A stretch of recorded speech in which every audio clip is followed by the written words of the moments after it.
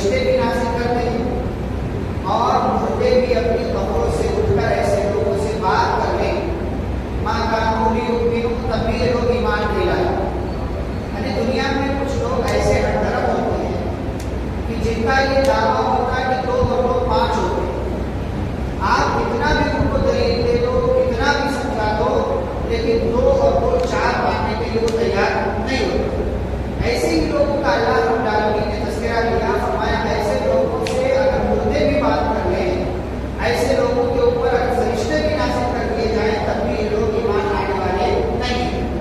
اور اسی ہٹ دھرمی کا نتیجہ ہے کہ انسان بعض دفعہ حق بات کو قبول نہیں کر پاتا ہے اور حق سے دور ہوتا چلا جاتا ہے. پرانی قوموں کے اندر بھی یہی رویہ تھا اور آج بھی ہمارے اپنے بہت سارے بھائیوں کے اندر یہی رویہ ہے کہ کتنا بھی آپ کو سمجھاؤ لیکن وہ حق ماننے کے لیے تیار نہیں ہوتے. آگے اللہ رب العالمین نے قرآن مجید کے تعلق سے 2 عظیم خوبیاں ذکر کی ہیں.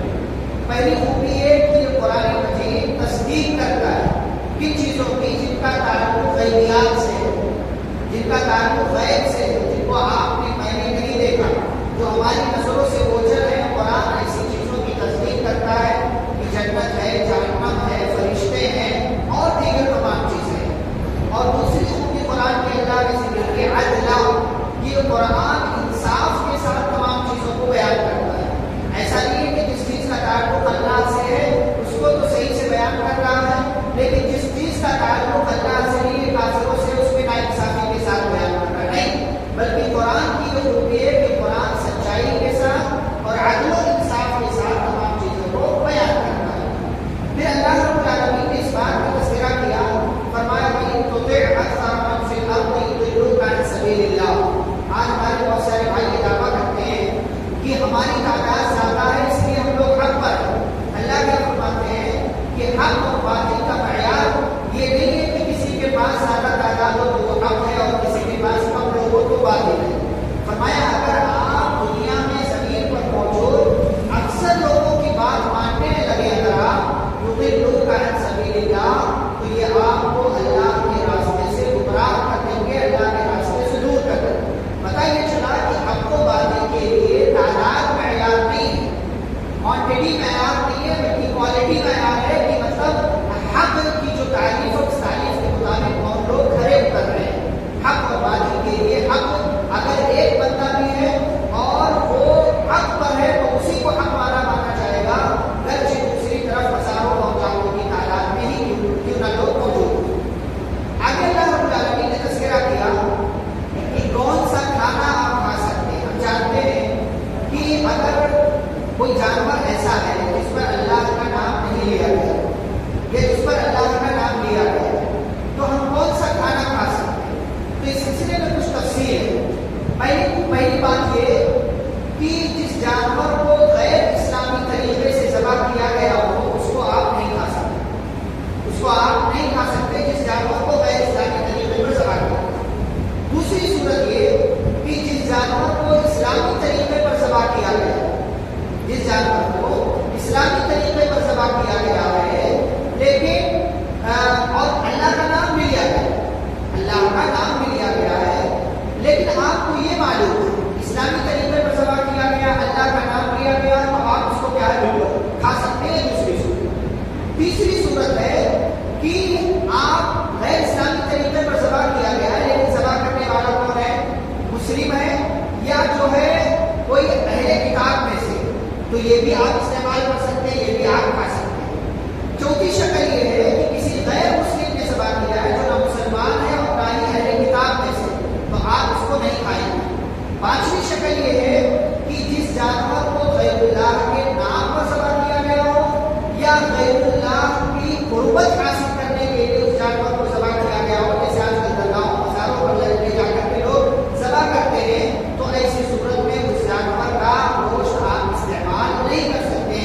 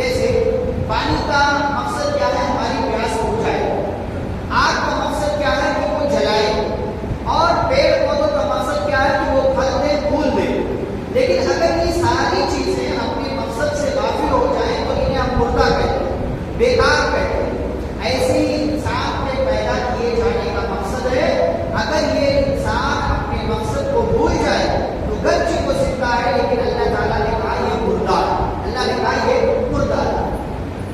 آگے اللہ رب العالمین تذکرہ کرتے ہیں قیامت کا ایک منظرنامہ اللہ نے ذکر کیا ہے، اور وہ منظرنامہ ذکر کرتے کہ اللہ نے فرمایا کہ قیامت کے دن انسان اور جنات کے درمیان مکالمہ ہوگا۔ اللہ تعالیٰ انسانوں کو جناتوں کو جمع کرے گا، وَيَوْمَ يَحْشُرُهُمْ جَمِيعًا يَا مَعْشَرَ الْجِنِّ قَدِ اسْتَكْثَرْتُم مِّنَ الْإِنسِ وَقَالَ أَوْلِيَاؤُهُم مِّنَ الْإِنسِ رَبَّنَا اسْتَمْتَعْ بَعْضُنَا بِبَعْضٍ۔ یہ ایک دوسرے پر لوگ جو ہے بحث کریں گے، تکرار کریں گے، باتیں کریں گے، انسان جنات پر الزام لگائے گا، جنات انسانوں پر الزام لگائیں گے، تو اللہ رب العالمین دونوں سے کہے گا یا معشر الجن والانس الم یاتکم رسل منکم یقصون علیکم آیاتی، یہاں آ کر کے جھگڑا کر رہے ہو، کیا فائدہ ہے؟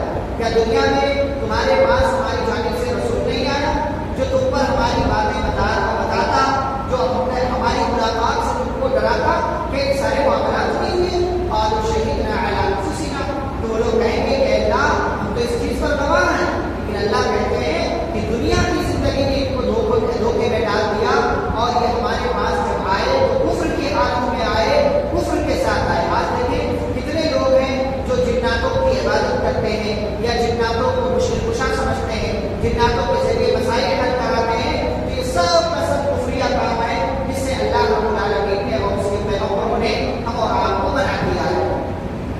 پھر آگے اس سورہ کے نام کی مناسبت سے اللہ نے جانوروں کا تذکرہ کیا ہے۔ جانوروں کا تذکرہ کیوں کیا اللہ تعالیٰ نے؟ مکہ کے جو مشرکین تھے، جو کافر وغیرہ تھے، یہ مختلف جانوروں کو، کچھ جانور ایسے ہوتے تھے جن کو اللہ کے نام پر چھوڑ دیتے تھے، کچھ جانور ایسے تھے جن کو غیر اللہ کے نام پر چھوڑ دیتے تھے۔ اللہ تعالیٰ نے کہا ہے اسی کو وَجَعَلُوا لِلَّهِ مِمَّا ذَرَأَ مِنَ الْحَرْثِ وَالْأَنْعَامِ نَصِيبًا، کہ جو جانوروں میں سے حصہ کھیتیاں جو کرتے تھے اس میں سے جو پیداوار ہوتی تھی تو اس کے دو حصے کرتے تھے، اور کہتے تھے هَذَا لِلَّهِ بِزَعْمِهِمْ وَهَذَا لِشُرَكَائِنَا، کہ یہ اللہ کا حصہ ہے اور یہ ہمارے شرکاء کا، ہمارے معبودوں کا حصہ ہے۔ فَمَا كَانَ لِلَّهِ فَهُوَ يَصِلُ إِلَى شُرَكَائِهِمْ، اور جو اللہ کا حصہ ہوتا تھا پھر بعد میں اس کو اپنے معبودوں کے حصے میں ملا دیتے تھے۔ وَمَا كَانَ لِشُرَكَائِهِمْ فَلَا يَصِلُ إِلَى اللَّهِ، لیکن جو غیر اللہ کا حصہ ہوتا تھا اس کو اللہ کے حصے میں نہیں ملاتا۔ اللہ کا سارا آیا اور کتنا ہی برا لوگ فیصلہ کرتے ہیں۔ اس کو آپ اس طریقے سے سمجھ لیں کہ اللہ رب العالمین کا جو حصہ ہوتا تھا اس کو کہیں پر بھی خرچ کرتا، کہیں پر بھی خرچ کرتا، لیکن جو غیر اللہ کا حصہ ہوتا تھا نا، تو جو غیر اللہ کے نام پر جو مجاور وغیرہ بیٹھے رہتے تھے وہ کہتے تھے نہیں یہاں سے نہیں لے سکتے، یہ ان کا ہے، یہ لاکھ کا ہے، منات کا، حصہ کا ہوتا تھا۔ آج بھی دیکھے درگاہوں پر مجاور بیٹھا رہتا ہے خالی پیسہ جمع کرنے کے لیے، غیر اللہ کے نام پر پٹیاں بڑھا کر کے وہ خالی پیسہ آئے گا، اور اللہ کے نام پر وہاں پیسہ کوئی نہیں مانگتا، غیر اللہ کے نام پر، بابا کے نام پر، فلانے کے نام پر، ان کے نام پر، ان کے نام پر۔ اور اس میں بھی طریقہ کیا ہے بھائی؟ اللہ ہمارا سارے مسائل میں خرچہ ہوگا، اللہ اللہ کے نام پر جو ہے سارے مسائل میں غریبوں کو، مسکینوں کو، فقیروں کو، بیواؤں کو، ان کو سب کو دیا جائے گا، لیکن جو غیر اللہ کا ہے اس میں سے ذرہ برابر بھی دینے کے لیے تیار نہیں ہے۔ زمانے جاہلیت کے مشرکین ایسا کرتے تھے۔ اچھا، مختلف طرح کے جانوروں کو کے لیے ان کے ہر طریقہ کیا تھا؟ کہتے تھے وقالوا هذه انعام وحرث حجر لا يطعمها الا من نشاء، کچھ کھیتیاں ہوتی تھی جس سے غلہ اناج پیدا ہوتا تھا، کچھ جانور ہوتے تھے تو کہتے تھے کہ اس کو وہی لوگ کھائیں گے جن کے بارے میں ہم فیصلہ کریں گے۔ سارے لوگ اس جانور کا گوشت نہیں کھا سکتے، سارے لوگ یہ کھانا نہیں کھا سکتے، اور کچھ جانور ایسے تھے کہتے تھے یہ صرف ہمارے مردوں کے لیے، عورتیں اس میں سے نہیں کھا سکتی۔ تو یہ جو ہے اللہ کی تقسیم کے خلاف ان لوگوں نے تقسیم کر رکھا تھا، اور اپنی منمانی اپنی مرضی چلایا کرتے تھے، اپنی مرضی کے مطابق فیصلے کرتے تھے۔ اللہ نے کہا اور یہ سب اللہ کے نام پر کہتے تھے کہ اللہ نے ایسا کہا، اللہ نے ایسا کہا ہے۔ اللہ رب العالمین نے کہا ان لوگوں نے اللہ پر جھوٹی بات کہی اور جھوٹی بات کر کے خود گمراہ ہوئے اور دوسرے لوگوں کو بھی گمراہ کر دیا۔ پھر اللہ رب العالمین نے آگے ذکر کیا ہے کہ کھیتی اور جانوروں وغیرہ کے تعلق سے، کھیتی کے بارے میں اللہ نے کہا وَآتُوا حَقَّهُ يَوْمَ حَصَادِهِ، کہ کھیتی جب کاٹ کر کے لاؤ تو اس کی زکات جو ہے وہ زکات اللہ کے راستے میں ادا کرو۔ اب کھیتی کی زکات کا اس سلسلے میں آسانی دے کے اللہ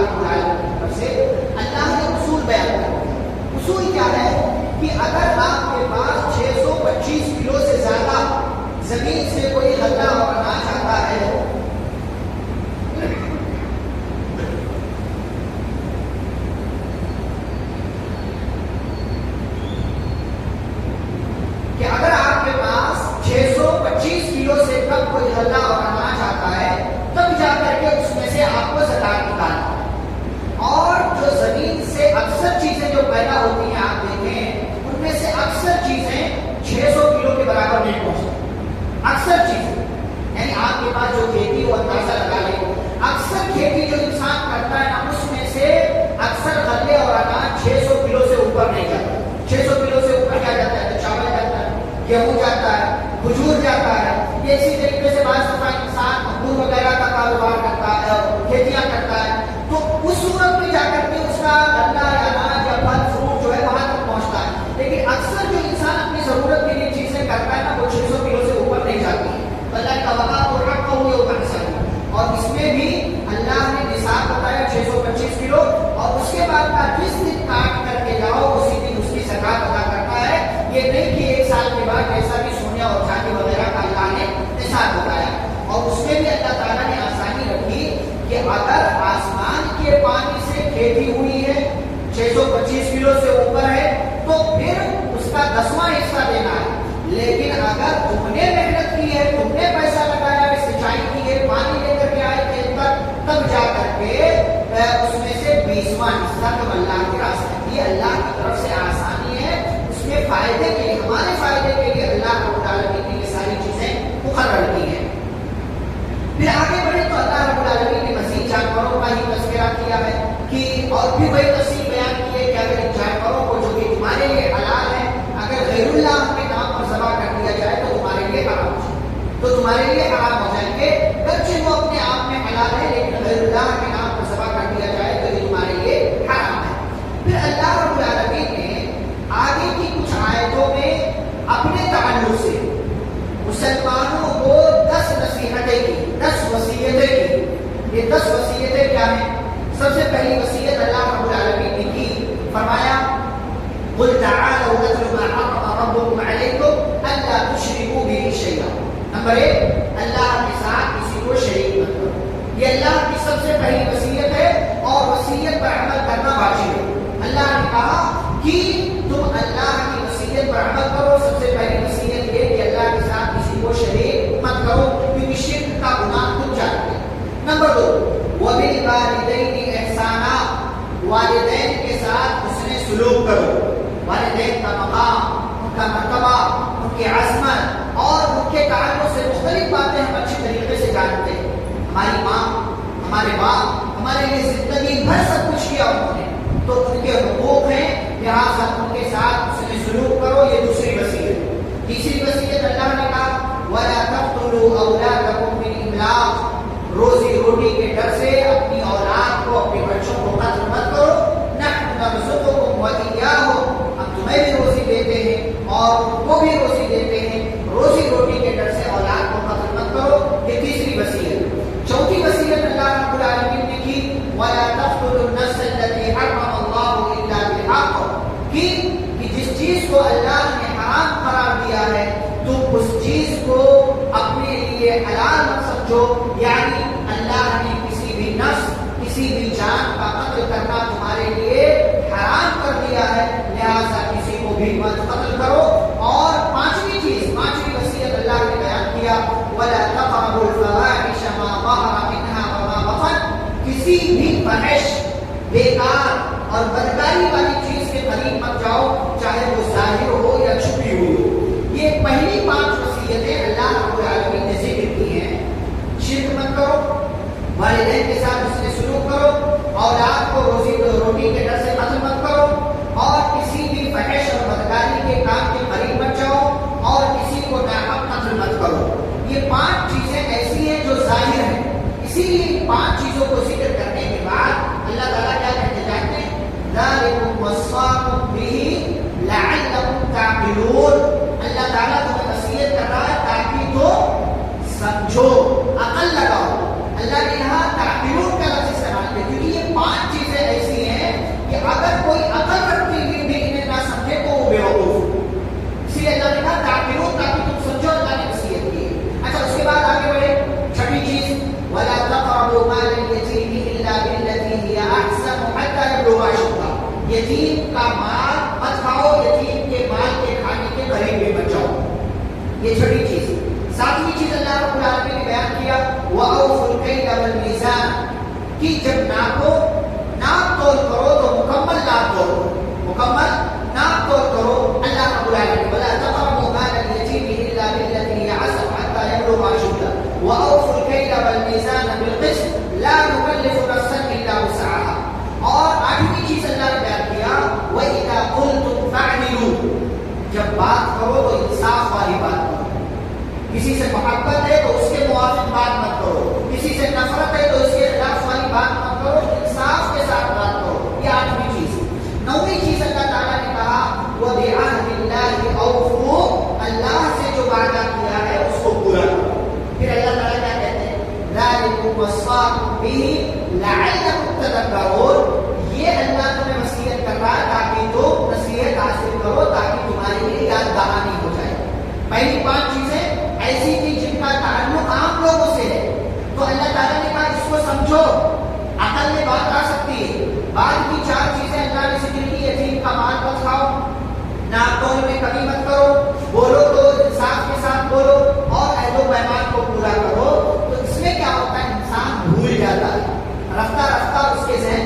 چلی جاتی ہے. اسی لیے اللہ نے کہا ان چاروں چیزوں کو ذکر کرنے کے بعد ذالکم وصاکم بہ لعلکم تذکرون، اللہ نے نصیحت کی ہے تاکہ تم نصیحت حاصل کر سکو اور تمہارے ذہن میں یہ یاد تازہ ہو جائے.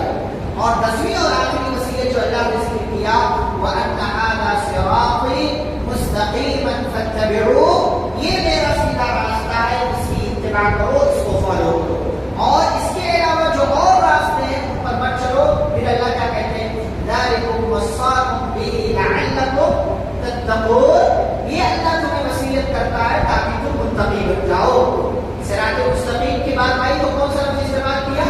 تتقون، اس لیے کہ صراط مستقیم پر وہی ہوگا جو تقوی والا ہے، اور جو تقوی والا ہوگا وہ صراط مستقیم پر ہوگا. تو ان دونوں کا آپس میں بہت گہرا ربط ہے. اسی لیے شروع میں بات نمبر 1 کہ بالکل ابتدا میں اللہ نے کہا ہدی للمتقین، ہدایت کا اور تقوی کا آپس میں بڑا گہرا ربط ہے.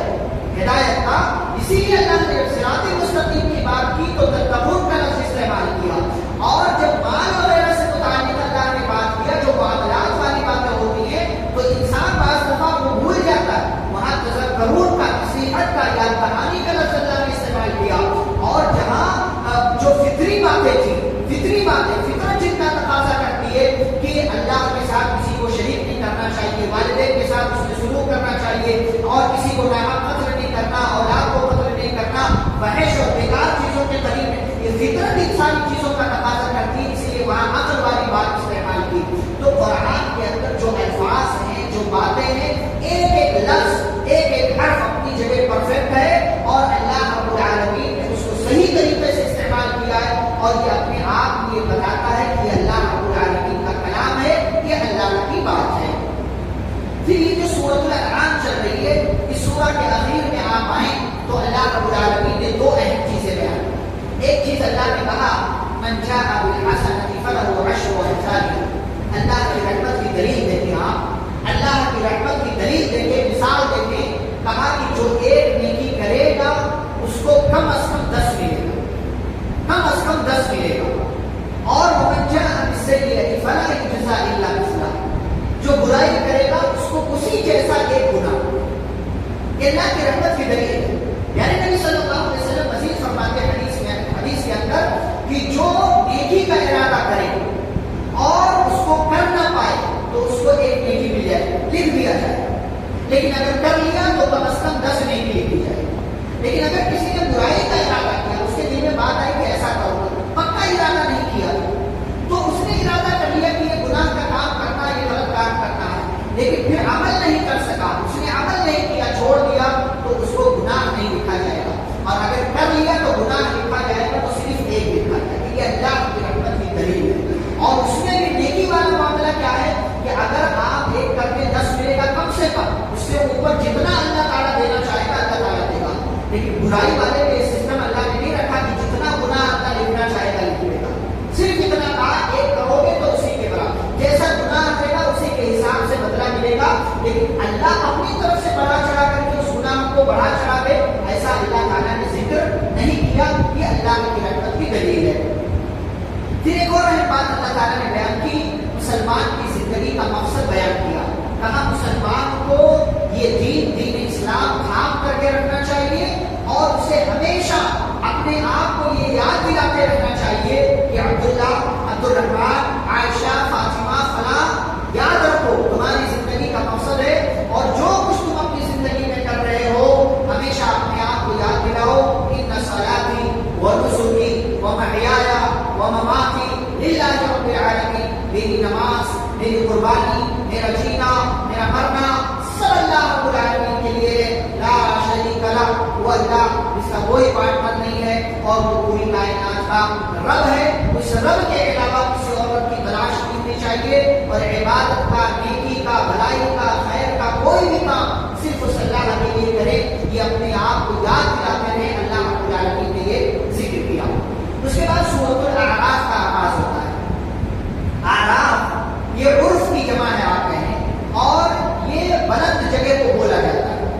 اس کے اندر اعراف کا ایک تذکرہ ہے جو ابھی آگے آئے گا انشاءاللہ وہاں بیان کریں گے. اسی مناسبت سے اس کو سورۃ الاعراف کہا جاتا ہے. اس کا آغاز ہوتا ہے الف لام میم صاد، وہی حروف مقطعات اللہ کے علاوہ کسی کو نہیں معلوم. پھر اللہ نے قرآن مجید کا ذکر کیا اور آگے اللہ تعالیٰ کہتے ہیں اتبعوا ما انزل الیکم من ربکم ولا تتبعوا من دونه اولیاء، کہ تم اتباع کرو جو تمہاری طرف تمہارے رب کی جانب سے نازل کیا گیا، یعنی قرآن اور حدیث سے. اور اس کے بعد اللہ تعالیٰ کیا کہتے ہیں نا ولا تتبعوا من دونه اولیاء، اور اللہ کی باتوں کو چھوڑ کر اگر کوئی ولی اپنی طرف سے تم سے کوئی بات کہتا ہے تو اس کی بات مت مانو. اللہ نے صراحت نام لے کے اولیاء، بات نہیں ماننی اس کی. اگر اس کی بات اللہ اور اس کے رسول صلی اللہ علیہ وسلم کی بات کے خلاف ہے تو گرچہ وہ ولی ہے، گرچہ اس کا مقام بہت بڑا ہوا ہے، لیکن پھر بھی اس کی بات آپ کو نہیں ماننا ہے. اللہ رب العالمین نے ایک چیز ذکر کیا ہے والوزن یومئذ الحق، ہمارا ایمان ہے کہ قیامت کے دن ترازو اور میزان قائم کیا جائے گا. لیکن اس میں تولا کیا جائے گا؟ تین چیزیں علماء نے ذکر کی، تین چیزیں تولی جائیں گی اور تینوں ممکن ہے. اللہ تعالیٰ کے لیے کچھ بھی ناممکن نہیں ہے. تینوں چیزیں مطلب درست ہو سکتی ہے، صحیح ہو سکتی ہے. پہلی چیز اعمال کو تولا جائے. دوسری چیز اعمال والے انسان کو تولا جائے، یعنی صاحب اعمال کو، جیسے میں تو میرے عمل کو نہیں مجھے تولا جائے. اور تیسری چیز اس رجسٹر کو تولا جائے گا جس میں اعمال یہ کرامت کاتبین لکھ رہے ہیں. یہ تینوں مفہوم آ سکتے ہیں، تینوں کو تولا جا سکتا ہے. کوئی بعید نہیں ہے، کوئی ناممکن چیز نہیں ہے. یا تو عمل، یا تو وہ رجسٹر جس میں عمل لکھا جا رہا ہے، یا تو وہ انسان کی جس کا عمل لکھا جا رہا ہے. تو یہ تینوں کو تولا جا سکتا ہے. کوئی بھی چیز اللہ کے لیے بعید نہیں. پھر آگے جانے سے فمن ثقلت موازینہ، جس کے ترازو کا پلڑا بھاری ہو گیا، یعنی نیکیوں والا، فاولئک هم المفلحون، یہی کامیاب، یہی کامیاب. لیکن آگے اللہ تعالیٰ نے لفظ کیا ومن خفت موازینہ فاولئک الذین خسروا انفسهم بما كانوا بآیاتنا یظلمون. دونوں میں فرق دیکھیں. اللہ تعالیٰ نے جب نیکی والا تذکرہ کیا نا تو کیا کہا؟ یہ کامیاب. وہاں کوئی اور ایکسٹرا لفظ ایڈ نہیں کیا، ڈائریکٹ کہہ دیا کہ یہ کامیاب لوگ. لیکن جب جس کے ترازو کا پلڑا ہلکا ہو گیا، یعنی نیکیوں والا، تو اللہ نے کہا یہ وہ لوگ ہیں جنہوں نے اپنے آپ کا نقصان کیا، ہماری آیتوں کو، ہماری نشانیوں کو جھٹلا کر، ایمان نہ لا کر. کیوں؟ یہ دونوں فرق اللہ نے کیوں کیا؟ اللہ یہ بھی تو کہہ سکتا تھا سیدھا کہ یہ لوگ خسارہ اٹھانے والے ہیں. جیسے ادھر کہا کہ یہ لوگ کامیاب ہونے والے ہیں، ایسے ادھر کہہ دیتا کہ یہ لوگ خسارہ اٹھانے والے ہیں. کیوں؟ اس لیے کہ جس طرف کامیابی کا تذکرہ کیا نا، وہاں اس بندے سے زیادہ اللہ رب العالمین نے اس کے ساتھ بہتری کی، اس کے ساتھ رحمت کا معاملہ کیا، اس کے ساتھ رحمت کا معاملہ کیا. لیکن ادھر جب خسارے والا تذکرہ کیا تو اللہ نے یہ کہا کہ اس میں ہمارا کوئی عمل دخل نہیں، یہ خود اپنے اوپر اس نے ظلم کیا، یہ خود ظالم تھا. ہم نے تو رحمت کا راستہ اس کے لیے کھول رکھا تھا، لیکن اس بندے نے خود اپنے اوپر ظلم کیا اور اپنے اوپر ظلم کر کے اس نے خسارے اور نقصان والا راستہ اختیار کر لیا. اب ہم کیا کر سکتے ہیں؟ یہ اللہ تعالیٰ نے اسی لیے دونوں میں الفاظ کے فرق کے ساتھ چیزیں استعمال کی. پھر آگے اللہ تعالیٰ نے آدم اور ابلیس کا تذکرہ کیا ہے. یہاں تھوڑی تفصیل سے ہم دیکھیں گے آدم اور ابلیس کا تذکرہ. اللہ تعالیٰ نے آدم علیہ السلام کو بنا دیا، فرشتوں والا معاملہ ہو گیا جس کا تذکرہ ہم کر چکے. اب اللہ تعالیٰ نے سجدے کا حکم دیا تو اس حکم میں ابلیس بھی شامل تھا. ابلیس نے سجدے سے انکار کیا. سجدے سے انکار کیا تو اللہ تعالیٰ نے اس سے پوچھا ما منعک ان تسجد ما منعک ان لا تسجد اذ امرتک، کہ جب میں نے حکم دیا تھا تجھے تو تو نے مانا کیوں نہیں؟ کس چیز نے تجھے روکا؟ کس چیز؟ اچھا، اس چیز کو اللہ تعالیٰ نے تین الگ الگ طریقوں سے قرآن میں استعمال کیا. یہاں کیا کہا؟ میں نے تجھے حکم دیا تھا، تجھے کس چیز نے منع کیا کہ تو سجدہ نہ کرے. ایک دوسری جگہ سورۃ الشعراء نہیں، سورۃ صاد میں اللہ تعالیٰ نے ذکر کیا ہے ما منعک ان تسجد لما خلقت بیدی، کہ جس کو میں نے اپنے ہاتھ سے پیدا کیا اس کا سجدہ کرنے سے تجھے کس چیز نے منع کیا. تیسرا ایک لفظ اللہ نے استعمال کیا سورۃ الحجر میں 12 نمبر 14 میں، یا ابلیس ما منعک ان لا تکون مع الساجدین، کہ سجدہ کرنے والوں کے ساتھ ہو جانے سے تجھے کس چیز نے منع کیا. تو ابلیس نے تین غلطی کی. اللہ کا آرڈر تھا نہیں مانا، جماعت کے خلاف گیا، سب لوگوں کو اکٹھا سجدہ کرو، اس نے کہا میں جماعت کے ساتھ نہیں رہوں گا، میں الگ رہوں گا، جماعت کو چھوڑ دیا اس نے۔ اور تیسری چیز یہ کہ اس نے تکبر سے کام لیا، اللہ نے حکم دیا تھا، اس نے نہیں مانا، یہ تکبر کا راستہ اس نے اختیار کیا، یہ تین غلطیاں اس نے کی، بلکہ الٹا اللہ تعالیٰ پر اعتراض کر بیٹھا۔ کیا کہتا ہے؟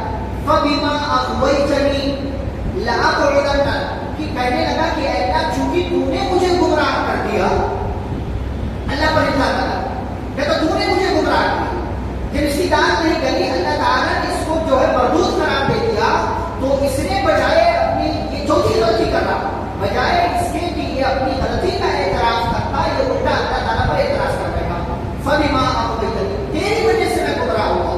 اب بدلہ کس سے لوں گا؟ جس کی وجہ سے تو نے مجھے گمراہ کیا، یعنی انسانوں سے بدلا لوں۔ اچھا اس سے پہلے کا تذکرہ کریں، ایک دلیل دی اس کی، جھوٹی دلیل، غلط دلیل، بیکار کی دلیل، بوگس دلیل دی اس نے، کہا میں نے سجدہ اس لیے نہیں کیا کہ میں اس سے بہتر ہوں، میں اس سے بہتر ہوں۔ کیوں بھائی کیوں بہتر ہوں؟ خلقتنی من نار وخلقتہ من طین، تو نے مجھے آگ سے پیدا کیا، اس کو مٹی سے پیدا کیا۔ وہ اپنے آپ میں یہ سمجھ رہا تھا کہ آگ مٹی سے بہتر ہے، جبکہ مٹی کئی گنا کئی اعتبارات سے آگ سے بہتر ہے، لیکن اس کی اپنی دلیل تھی، اس کا اپنا طریقہ تھا، اس کی اپنی باتیں تھی، اس کے اپنے جو ہے الگ حربے تھے، الگ جو ہے وہ طریقے تھے۔ اس نے کہا کہ بھائی میں بہتر ہوں، تو اللہ تعالیٰ نے کیا کہا کہ چونکہ تو نے میری نافرمانی کی، تکبر سے کام کیا، اس لیے یہاں سے نکل جا، تو مردود ہے۔ قال انظرنی الی یوم یبعثون، اب اس نے اللہ تعالیٰ سے مہلت مانگی، کس سے مانگا؟ اللہ سے۔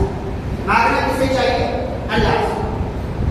اس نے آدم کے واسطے سے نہیں مانگا، حالانکہ آدم زندہ تھا، آدم وہی تھے، یعنی جس کا سجدہ نہیں کیا، سجدہ نہ کرنے کی وجہ سے اللہ اس کو بھگا رہا ہے، مردود قرار دے رہا، تو اس کو کیا کرنا چاہیے؟ آدم کا واسطہ لینا چاہیے نا، لیکن آدم کا واسطہ بھی نہیں ہے، ڈائریکٹ اللہ تعالیٰ سے مانگا۔ یعنی ابلیس بھی یہ مانتا ہے کہ اللہ ہی دینے والا ہے، لہٰذا اللہ سے مانگنا چاہیے، اور اللہ بغیر واسطے کے دینے والا ہے، لہٰذا اللہ تعالیٰ سے بغیر واسطے کے مانگنا چاہیے۔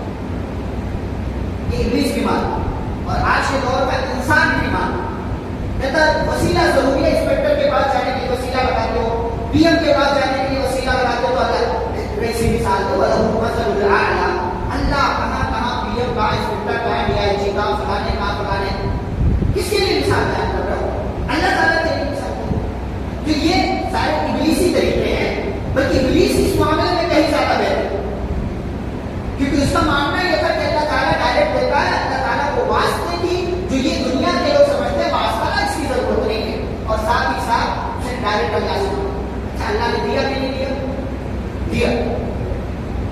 اس نے کہا اللہ قیامت تک مہلت دے، کہا جا ملا، انک من المنظرین، انک من المنظرین، تجھے مہلت دی جاتی ہے۔ اچھا مہلت جب بھی گئی تو اترایا، اور تب اترانے کے بعد کیا کہتا ہے؟ فَبِمَا أَغْوَيْتَنِي، تو نے چونکہ مجھے گمراہ کیا ہے، لَأَقْعُدَنَّ لَهُمْ، میں ان کے لیے بیٹھ جاؤں گا، کس پر؟ صراطَكَ الْمُسْتَقِيمَ، تیرے سیدھے راستے پر۔ یعنی ابلیس یہ بھی مانتا تھا کہ اللہ کا راستہ ہی سیدھا ہے، میرا راستہ غلط رہے گا، اسی لیے کیا کہا؟ صراطَكَ الْمُسْتَقِيمَ، تیرے سیدھے راستے پر میں بیٹھ جاؤں گا۔ یہ نہیں کہا کہ میں صراط مستقیم پر بیٹھا ہوں، بلکہ صراط مستقیم کو کس سے جوڑا؟ اللہ تعالیٰ سے۔ تو جو صراط مستقیم پر ہے گویا کہ وہ اللہ سے جڑا ہوا، جو اللہ سے جڑ گیا اسے صراط مستقیم مل جاتا ہے۔ پھر اس کے بعد کیا کہتا ہے؟ ثم لآتینہم من بین ایدیہم ومن خلفہم وعن ایمانہم وعن شمائلہم، سامنے سے آؤں گا، پیچھے سے آؤں گا، دائیں سے آؤں گا، بائیں سے آؤں گا، اوپر اور نیچے کا تذکرہ نہیں ہے۔ تو یہاں ابلیس اور آدم میں حوا میں فرق یہ ہوا کہ ابلیس نے غلطی کی تو نادم نہیں ہوا، شرمندہ نہیں ہوا، آدم اور حوا شرمندہ ہوئی۔ ابلیس نے غلطی کی، توبہ نہیں کیا، آدم اور حوا نے توبہ کر لیا۔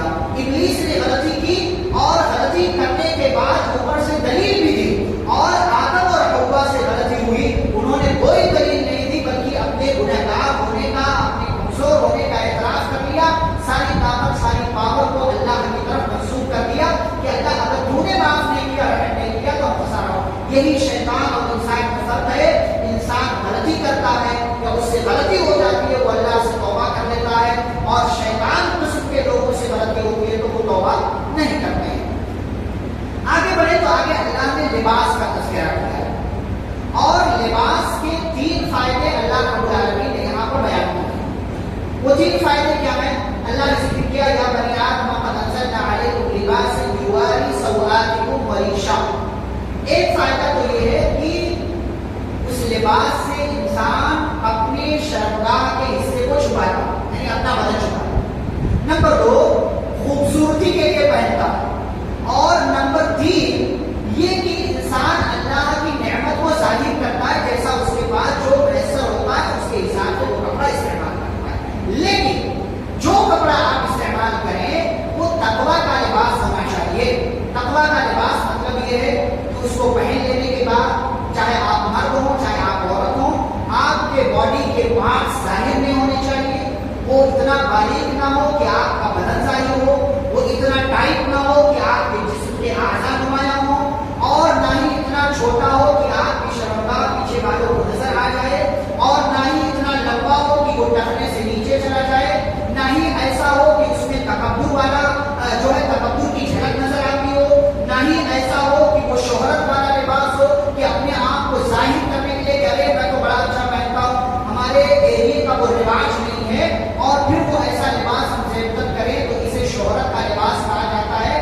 ایسا لباس استعمال کرنا بھی شریعت کے حساب سے منع ہے۔ آج ہمارے بعض بھائی نماز میں آتے ہیں، کپڑا چھوٹا ہوتا ہے تو کوئی اپنے جو ہے انڈرویئر کا برانڈ دکھاتا ہے کہ بھائی میں اس کمپنی کی پہنتا ہوں، میں کیوں دکھاتا ہوں کسی کو بھی؟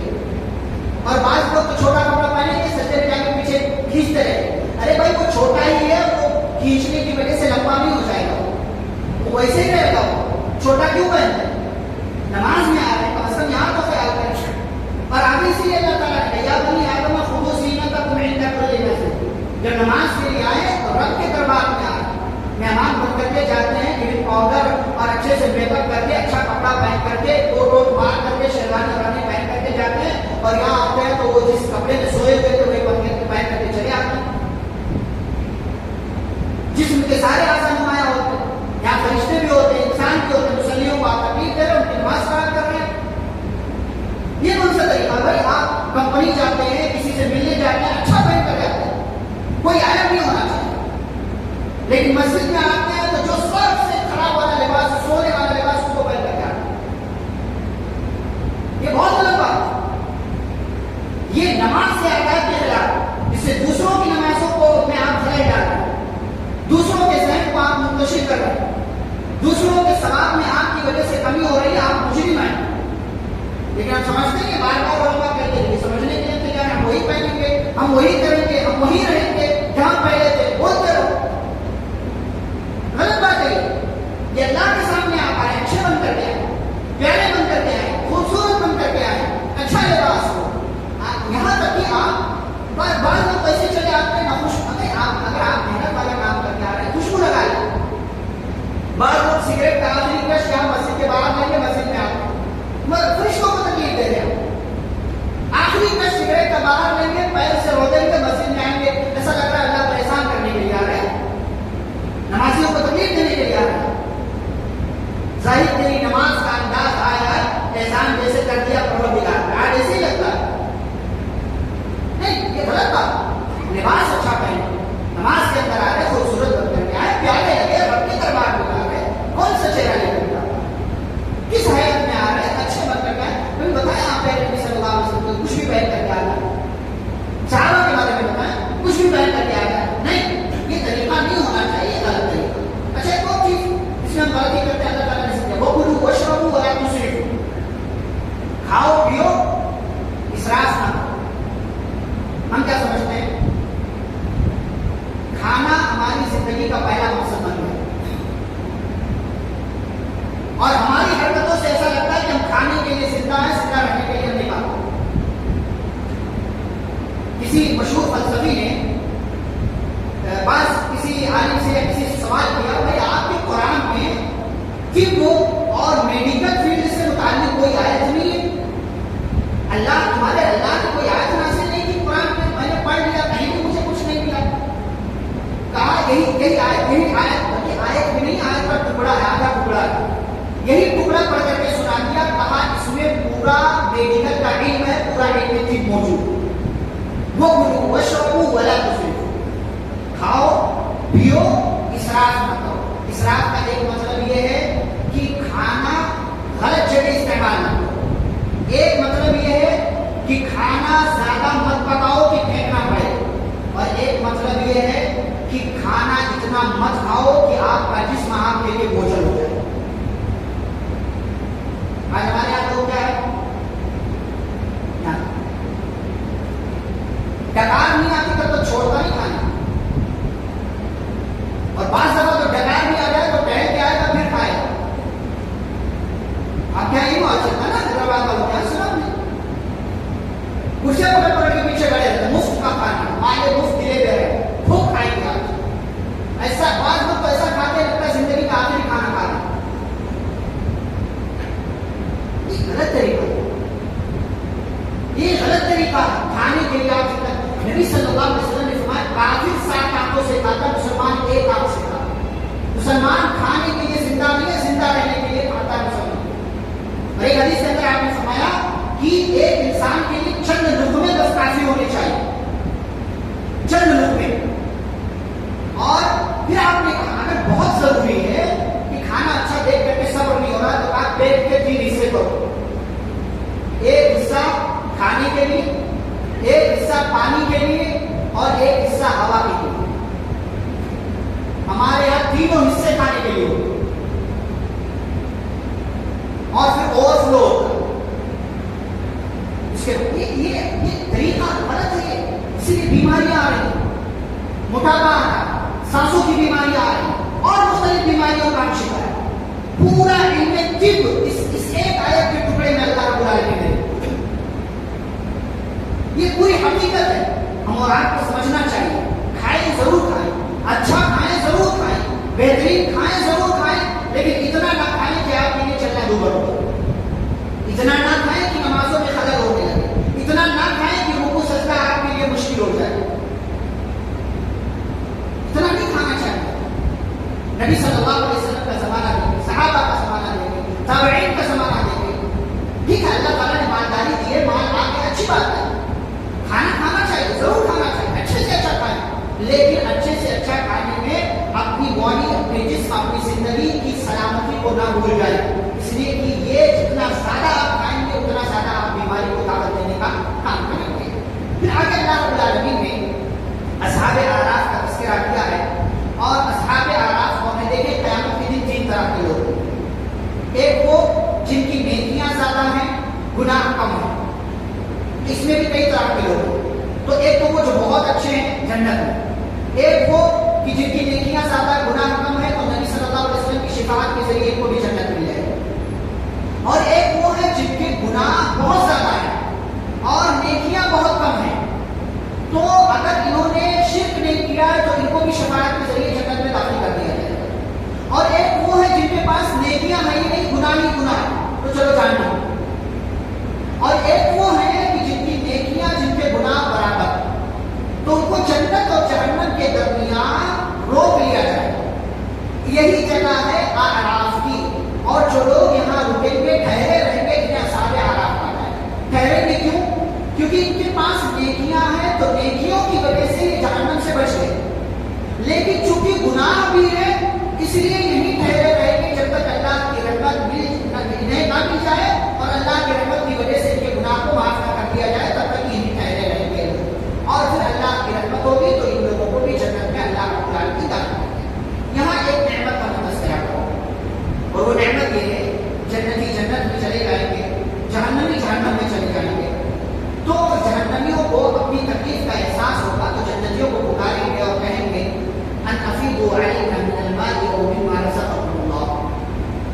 آپ مطلب اندازہ لگا کر کے سوچیں کہ اس جملے میں کتنا افسوس، کتنا احساس، کتنی ندامت، کتنی شرمندگی اور کتنی بے بسی شامل ہے۔ کہیں گے اے جنتیوں ایک کام کرو کہ جو تمہارے پاس کھانے پینے کے لیے کچھ ہے نا ہمیں دے دو تھوڑا سا، اور مما اس میں سے تھوڑا دے دو جو تمہیں اللہ نے دیا۔ اگر نہیں دے سکتے تو ایک کام کرو، افیضوا علینا من الماء، پانی جو جنت کا پانی ہے اس کے پھوارے ہماری طرف پھینک دو، بوچھار کر دو ایسے شاور جیسے شاور سے پانی نکلتا ہے، تھوڑا یہاں جاتا ہے، تھوڑا یہاں، تھوڑا یہاں، تھوڑا یہاں، کہاں ایسے مطلب ہماری طرف پانی سب پھینک دو۔ جنت کیا ہے؟ ان اللہ حرمهما علی الكافرین، اللہ نے یہ دونوں چیزیں کافروں پر حرام کی، نہ جنت کا کھانا ملے گا نہ جنت کا پانی ملے گا۔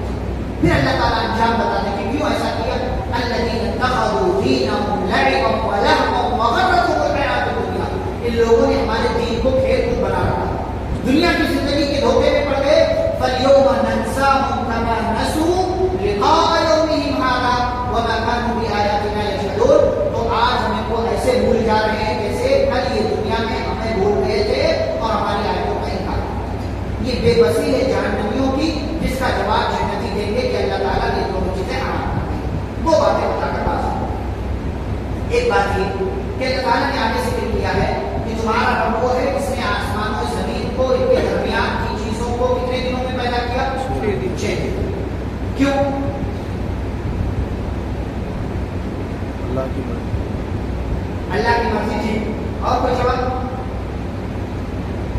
6 دن میں مطلب ایک بار اللہ کا کیا مطلب؟ کل ہو جاؤ، چیز ہو جاتی ہے، اللہ کہتا ہو جاتا۔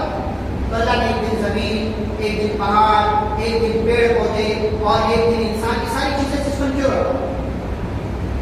ہمیں بتلانے کے لیے کہ کوئی بھی کام اسٹیپ بائی اسٹیپ کرو، تدریجن کرو۔ ایسا نہیں ہمارے یہاں کیا ہوتا ہے، رمضان آیا مسجد فل، رمضان گیا مسجد سے فل، ہاں یہی طریقہ ہے۔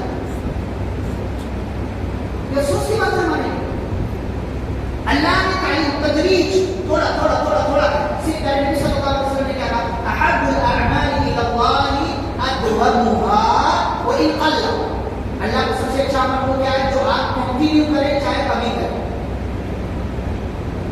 2 رکعت ڈیلی پڑھیں تہجد کے نام پر، قیام اللیل کے نام پر، لیکن ڈیلی ہونا چاہیے 2 رکعت، 2 رکوع، 2 پیج، 2 جو ہے صفحات آپ قرآن کے پڑھیں، لیکن ڈیلی پڑھیں۔ یہ نہیں کہ رمضان آیا تو 10 بار پڑھ لیا، 5 بار پڑھ لیا، جیسے رمضان چلا گیا 11 مہینے کے لیے بند، چلو خلاف میں اوپر والا رکھ دیں گے، نیچے ٹی وی چلو، نہیں یہ طریقہ نہیں ہونا چاہیے۔ اللہ نے تدریج، سلو آپ جو ہے کام کریں رفتہ رفتہ رفتہ، اور آپ پہاڑ پر بھی نہیں چڑھ سکتے، سلو سلو آپ کو جانا پڑے گا، دیکھ کر کے کہاں پاؤں رکھوں کہاں نہیں رکھوں۔ یہ تعلیم دینے کے لیے اللہ رب العالمین نے 6 دن میں زمین و آسمان کو ان کے درمیان کی چیزوں کو پیدا کیا، ورنہ اگر کوئی اعتراض کرے دوبارہ رکھو، کہتا ہے تمہارا بات چیز پر قادر ہے، تو 6 دن میں کیوں بنایا، اتنا ٹائم کیوں لیا؟ تو بھائی وہ ہمارے لیے ٹائم لیا اس نے، ہم سب کو سمجھانے کے لیے الگ الگ دنوں میں اللہ تعالیٰ نے ساری چیزیں تخلیق کی ہیں، تو یہ مقصد ہے۔ ایک آخری بات، وہ بات یہ ہے اللہ نے کہا ادعوا ربکم تضرعا وخفیا، اپنے رب کو جب پکارو، دعا کرو اپنے رب سے، تو 2 خوبیاں ہونی چاہیے اس میں، ایک کیا ہے رو، اور دوسرے چپے چپے پکارو، یہ 2 چیزیں۔ آج ہمارے یہاں دعا کے لیے کبھی کبھار ہاتھ بھی اٹھا لے تو آنسو مشکل سے نکلتا ہے، اللہ کہتے ہیں دعا کرو تو رو کر گڑ گڑا آنکھوں سے آنسو۔ پیارے نبی صلی اللہ علیہ وسلم جب دعا کرتے تھے بعض دفعہ تو آپ کے اندر سے ایسے آواز آتی تھی جیسے پانی میں پانی ابلتا کھولتا ہے، آنسو گرتے تھے، اور ایسے بعض روایتوں میں آتا بعض واقعات میں اتنے آنسو گرے کہ جہاں آپ بیٹھے کے بعد زمین بھیگ گئی، اتنے آنسو گرے۔ ہماری آنکھوں سے تو ایک قطرہ آنسو کا نہیں بتا، ہمیں تو منہ بنانا بھی نہیں آتا، رونے والا منہ بنانے یہ بھی نہیں آتا۔ یہ ایک چیز، دوسری چیز چپکے چپکے پکارا، رات کی تنہائی ہو اٹھے اللہ تعالیٰ کو پکارا۔ کل ہمارا جمعہ کا موضوع انشاءاللہ یہ رمضان اور دعا، اس پر بات ہوگی جمعہ میں مزید تفصیل کے ساتھ، لیکن اختصار کے ساتھ آپ لوگ ہیں تضرع اور خفیہ یعنی چپ کے، چھپ کر کے، تنہائی میں، بند کمرے میں، کبھی بند کمرے میں سوتے تو ہیں، موبائل تو چلاتے ہیں، لیکن کبھی بند کمرے میں اٹھ کر کے ہاتھوں کو اٹھا کر ہم سے کچھ مانگا ہے؟ کتنی افسوس کی بات ہے کہ ہم سارے کام بند کمرے میں کر لیتے ہیں، سارے کام بند کمرے میں کر لیتے، موبائل میں جو دیکھنا ہے، جو من کرتا